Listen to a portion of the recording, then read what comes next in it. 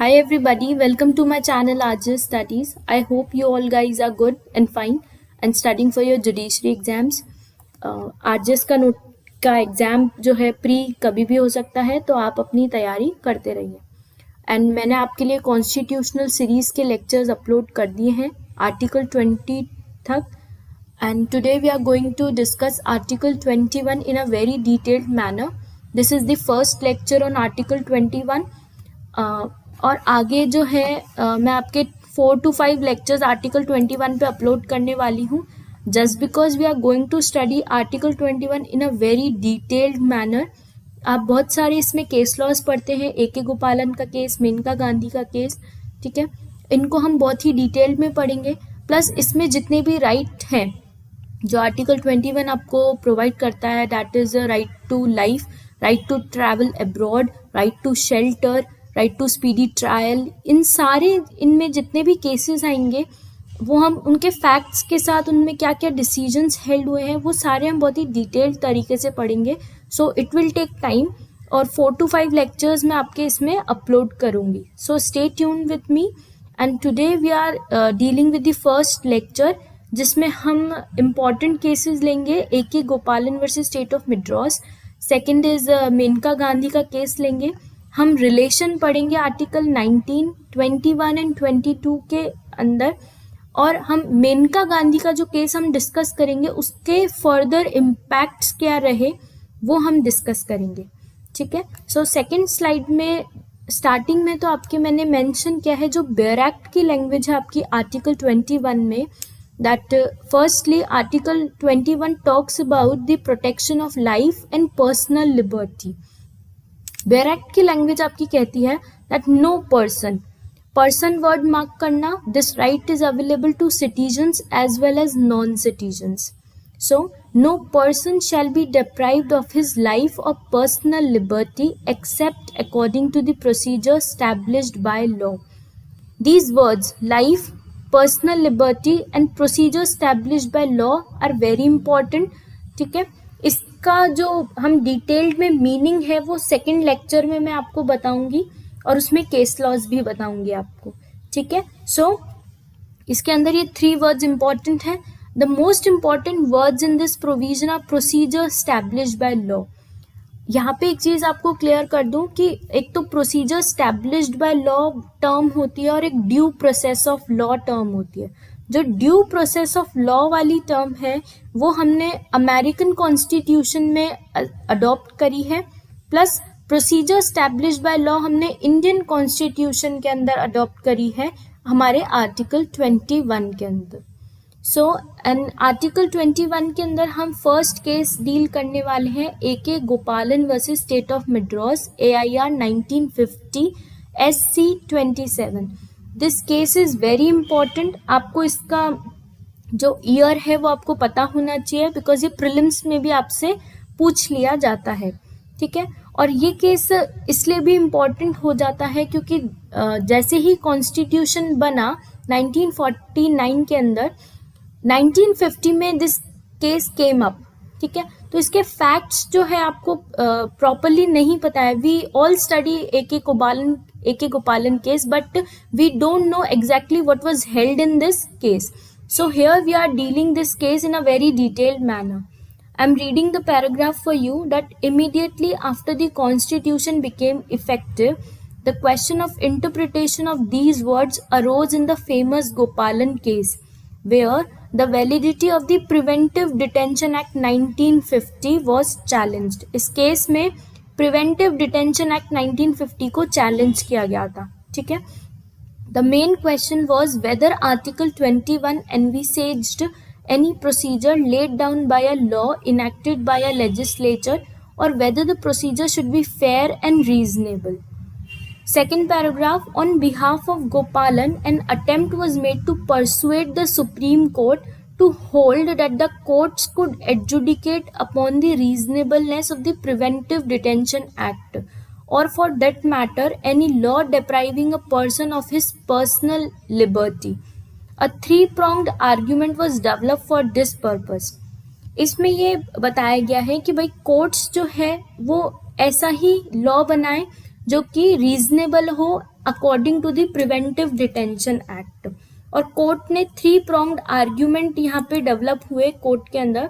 What were those? First is that the word law in Article 21 does not mean merely enacted law, but it incorporates principles of natural justice, so that a law to deprive a person of his life or personal liberty cannot be valid unless it incorporates these principles in the procedure laid down by it. First para में mention किया गया कि सिर्फ enacted law ही नहीं आएगा इसमें, but law ऐसा बनाए कि आप प्रिंसिपल्स ऑफ नेचुरल जस्टिस को भी फॉलो करें। Second point is that the reasonableness of the law of preventive detention ought to be judged under Article 19। जो रीजनेबलनेस होगी प्रिवेंटिव डिटेंशन की, उसको किस अकॉर्डिंग जज किया जाएगा? As per article 19 which talks about the freedom of speech and expression. Third point is that the expression procedure established by law introduces into India the American concept of procedural due process, which enables the courts to see whether the law fulfills the requisite elements of a reasonable procedure. Thus, in Gopalan, an attempt was made to win for a detainee better procedural safeguards than were available to him under the relevant detention law and Article 22. But the attempt failed as the Supreme Court rejected all these arguments. जो भी इस case में held हुआ था, supreme court ने उन सारे arguments को रिजेक्ट कर दिया। अब हम रिलेशन स्टैब्लिश कर रहे हैं, relation between article 19, 21 and 22. An attempt was made by the petitioner in Gopalan to establish a link between these articles, right? So next slide में हम इनके कुछ points ले रहे हैं, इनको properly आप पढ़िएगा। I'm reading this for you that rejecting the argument, the court pointed out that the word personal liberty in Article 21 in itself had a comprehensive content, and ordinarily, if left alone, would include not only freedom from arrest or detention, but also various freedoms guaranteed by Article 19. Reading Article 19 and 21 together, Article 19 must be held to deal with a few specific freedoms mentioned therein, and not with freedom from detention, whether punitive or preventive. Basically ये वाला paragraph आपको ये बोल रहा है कि जब हम आर्टिकल 19 को पढ़ते हैं तो उसमें बहुत सारी फ्रीडम्स मेंशन है, but still it does not include freedom from detention. So हम आर्टिकल 19 को 21 के साथ पढ़ें, ठीक है। Next is article 21 should be held as excluding the freedoms dealt with in article 19। The court ruled that Article 20 to 22 constituted a comprehensive code and embodied the entire constitutional protection in relation to life and personal liberty, and was not controlled by Article 19. Second paragraph is saying कि जो Article 20 to 22 है, ये complete articles जो हैं, 3 articles, वो आपका constitutional protection की बात करते हैं in relation to life and personal liberty. सिर्फ आर्टिकल 19 ही आपके प्रोटेक्ट नहीं कर रहा है, आर्टिकल 20 to 22 भी बात कर रहे हैं। Third para, this judicial approach means that a preventive detention law would be valid and be within the terms of Article 21 so long as it conformed with Article 22, and it would not be required to meet the challenge of Article 19. Fazl Ali Justice, differing with the majority, held that Article 19 subclause 1 subclause D did control Article 21 and 22 because juridically, freedom of movement was an essential requisite of personal liberty, and therefore the reasonableness of the Preventive Detention Act should be justiciable under Article 19, Clause 5. ठीक है, यहाँ पे जो भी फजल Ali justice थे इस case में, उनका मेजॉरिटी ओपिनियन जो था, मेजॉरिटी से उनका ओपिनियन थोड़ा डिफर कर रहा था regarding the freedom of movement, उसको मेंशन किया गया है। Next paragraph is talking that Gopalan was characterized as high watermark of legal positivism. The way Article 21 was interpreted by the majority in Gopalan meant that Article 21 constituted a restriction only on the executive, which could not act without law, and that Article 21 was impotent against legislative power which could make any law. ठीक है, basically आपका ये जो paragraph है ये mention कर रहा है कि गोपालन का जो केस था वो high watermark of legal positivism को मेंशन कर रहा है. ठीक है, और दैट आर्टिकल 21 जो है वो इस तरीके से बनाया गया कि वो एक रेस्ट्रिक्शन कॉन्स्टिट्यूट कर रहा है ऑन द एग्जीक्यूटिव, कि वो लॉ ऐसा बनाए कि दैट वो रीजनेबल होना चाहिए. ठीक है, नेक्स्ट स्लाइड में हम गोपालन टू मेनका का जो पीरियड है 1950 से लेकर 1977 तक उसको स्टडी करने वाले हैं. उसके इस टाइम पीरियड में क्या क्या नई चीजें आई हैं उनको हम डील करने वाले हैं. सो गोपालन टू मेनका 1950 to 1977. गोपालन held the field for almost 3 decades. Like गोपालन के जो केस में जो भी हेल्ड किया था उसने 3 decades तक इस जो भी अपनी बात रखी थी उसको होल्ड किया. That is from 1950 to 1978. गोपालन settled 2 major points in relation to Article 21. What were those major points? First is that Article 19, 21 and 22 were mutually exclusive and independent of each other, and that Article 19 was not to apply to a law affecting personal liberty to which Article 21 would apply. ठीक है, गोपालन के case में बोला गया था कि भाई आर्टिकल 19, 21 और 22 है वो म्यूचुअली एक्सक्लूसिव है और इंडिपेंडेंट है. कोई भी आर्टिकल एक दूसरे को ओवरलैप नहीं कर रहा है. ठीक है, second point is that a law affecting life और personal liberty could not be declared unconstitutional merely because it lacked natural justice or due process or due procedure. The legislature was free to lay down any procedure for this purpose. Like कोई भी law होगा जो life और personal liberty को आपका affect कर रहा होगा वो उसको एकदम से अनकॉन्स्टिट्यूशनल डिक्लेयर नहीं कर दिया जाएगा on the grounds that it lacks natural justice.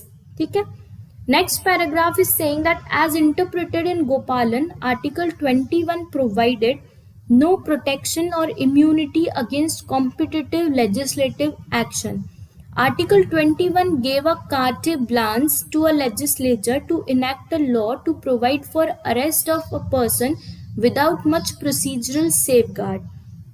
It gave final say to the legislature to determine what was going to be the procedure to curtail the personal liberty of a person in a given situation and what procedural safeguards he would enjoy. ठीक है, next slide में in Gopalan the supreme court delinked article 19 from article 21 and 22. जो हम बात कर रहे थे कि ये तीनों के तीनों आर्टिकल जो है वो म्यूचुअली एक्सक्लूसिव हैं, लेकिन सुप्रीम कोर्ट ने डीलिंक कर दिया आर्टिकल 19 को आर्टिकल 21 से और आर्टिकल 22 से. What next paragraph is saying? In the famous Gopalan case 1950, the Supreme Court has taken a narrow interpretation of Article 21. It held that the protection under Article 21 is available only against arbitrary executive action and not from arbitrary legislative action. This means that the state can deprive the right to life and personal liberty of a person based on law. ठीक है, इसका मतलब ये होता है कि state जो है किसी भी पर्सन से उसका राइट टू लाइफ और पर्सनल लिबर्टी ले सकती है on based on the law. This is because of the expression procedure established by law in article 21, which is different from the expression due process of law contained in the American Constitution. Hence, the validity of a law that has prescribed a procedure cannot be questioned on the ground that the law is unreasonable, unfair, or unjust. Secondly, the Supreme Court held that the personal liberty means only liberty relating to the person or body of the individual, जो भी liberty एक person को provided है सिर्फ उसकी liberty की बात करें, पर्सनल लिबर्टी की, ठीक है। सो गोपालन का जो केस है वो बाद में जाके उसके जजमेंट को ओवर रूल कर दिया गया था, बिकॉज इसने एक बहुत ही नैरो इंटरप्रिटेशन को दिया था। Next we are talking about the Maneka Gandhi case, that is Maneka Gandhi versus Union of India, AIR 1978 SC 597। It is a landmark case of post emergency period. आपको थोड़ा सा आइडिया है तो मैं आपको बता दूं कि इमरजेंसी लगाई गई थी हमारी इंदिरा गांधी गवर्नमेंट के थ्रू 1975 के अंदर, ठीक है। So this was the case after in the post emergency period after the emergency, right. This case shows how liberal tendencies have influenced the Supreme Court in the matter of interpreting fundamental rights, particularly Article 21. A great transformation has come about in the judicial attitude towards the protection of personal liberty after the traumatic experiences of the emergency during 1975 to 77, when personal liberty had reached its nadir, right? यहाँ पे हमने एक fundamental rights को किस तरीके से interpret किया emergency में, उसको एक जुडिशियल एटीट्यूड में हमने ट्रांसफॉर्म किया है, ठीक है। तो हम इस मेनका गांधी के केस को थोड़ा डिटेल में स्टडी कर रहे हैं। Next slide is mentioning, since Maneka the supreme court has shown great sensitivity to the protection of personal liberty, the court has reinterpreted article 21 and practically overruled Gopalan in Maneka Gandhi, ठीक है। ये मैंने आपको अभी जस्ट बताया कि गोपालन का जो केस था AK गोपालन का, उसको ओवररूल कर दिया गया और हमने एक रीइंटरप्रिटेशन किया है आर्टिकल 21 का इस मेनका गांधी के केस में, ठीक है, which can be regarded as a highly creative judicial pronouncement on the part of the supreme Court. Not only that, since Maneka the Supreme Court has given to Article 21 the broader and broader interpretation so as to imply many more fundamental rights. In course of time, Article 21 has proved to be a very fruitful source of rights of the people. यहाँ पे मेनका के case में broader interpretation किया है हमने article 21 का। अब हम कुछ थोड़े से फैक्ट्स डील कर लेते हैं। नेक्स्ट paragraph is mentioning the facts which are held in the Maneka. In Menka Gandhi, the fact situation was as follows. Section 10, Clause 3, Subclause C of the Passport Act authorizes the passport authority to impound a passport if it deems it necessary to do so in the interest of the sovereignty and integrity of India, right? The security of India, friendly relations of India with any foreign country, or in the interest of the general public. यहाँ पे जो word impound है, impound का मतलब है कि जब्त कर सकती है। Impound, if you remember, impound word हम ऑर्डर 13 में भी पढ़ते हैं CPC के, ठीक है, impounding of the documents, so related with that also, ठीक है। बेसिकली इम्पाउंड का मीनिंग आपको सिर्फ समझने के लिए मैं बता रही हूँ यहाँ पे कि जब्त कर सकते हैं डॉक्यूमेंट्स को। सो मेनका's passport was impounded by the central government under the Passport Act in the interest of the general public. Maneka Gandhi का जो पासपोर्ट है वो जब्त कर लिया गया सेंट्रल गवर्नमेंट के द्वारा, ठीक है, किस इंटरेस्ट में? In the interest of the general public. Maneka Gandhi filed a writ petition challenging the order on the ground of the violation of her fundamental right under article 21। One of the major grounds of challenge was that the order impounding the passport was null and void, as it had been made without affording her an opportunity of being heard in her defense. The leading opinion in Menka was pronounced by Justice Bhagwati, ठीक है।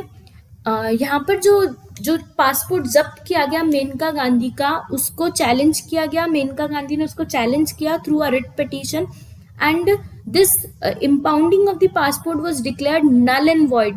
क्यों? क्योंकि मेनका गांधी को उन्होंने opportunity नहीं the of being heard की in her defence. So the court laid down a number of propositions seeking to make article 21 much more meaningful than hitherto, ठीक है। तो इसमें एक नया ही इंटरप्रिटेशन दिया गया आर्टिकल 21 का। नेक्स्ट स्लाइड में उससे रिगार्डिंग कुछ पॉइंट्स मेंशन है. First point is the court retreated the proposition that Article 14, 19 and 21 are not mutually exclusive. A nexus has been established between these articles. The theme of mutual relationship of Article 21 and 19 has already been discussed. This means that a law prescribing a procedure for depriving a person of personal liberty has to meet the requirements of Article 19. Also, the procedure established by law in Article 21 must answer the requirement of Article 14 as well. जो 14 article है और 19 की requirements भी पूरी होनी चाहिए. ठीक है, पर्सनल लिबर्टी को जब आप फॉलो कर रहे हो तो. According to Krishna Iyer justice, K Iyer justice, no article in the constitution pertaining to a fundamental right is an island in itself.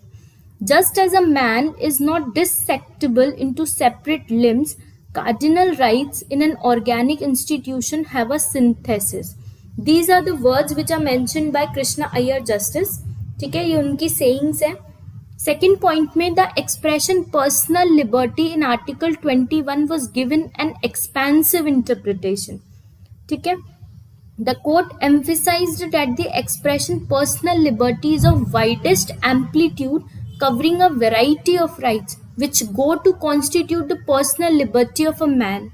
Some of these attributes have been raised to the status of distinct fundamental rights and given additional protection under Article 19.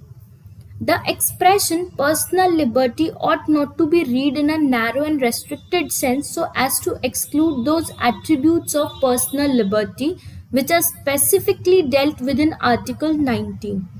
Basically यहाँ ये बताया गया है कि जो personal liberty का जो concept है, जो एक्सप्रेशन है, उसको बहुत ही एक एक्सपेंसिव इंटरप्रिटेशन दिया गया है, बहुत ही वाइडेस्ट एम्पलीट्यूड दिया गया है.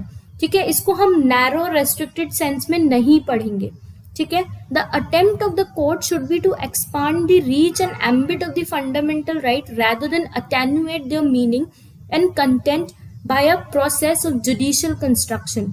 The right to travel abroad falls under Article 21. इस केस से हमको जो मेनका गांधी का केस है, इस केस से हमको राइट टू ट्रैवल अब्रॉड का कॉन्सेप्ट मिला है. So right to travel abroad किससे जनरेट हुआ है? Maneka Gandhi versus Union of India, AIR 1978 का. This can be a prelims question for you people, right? So remember it.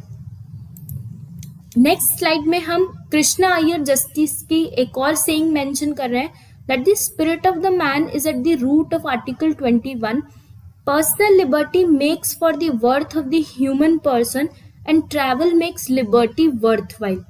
Thus, no person can be deprived of his right to go abroad except according to the procedure established by law. Third point is the most significant and creative aspect of Menka is the reinterpretation by the court of the expression procedure established by law used in Article 21. The court now gave a new orientation to this expression. The court has reached this conclusion by holding that Article 21, 19 and 14 are not mutually exclusive but are interlinked.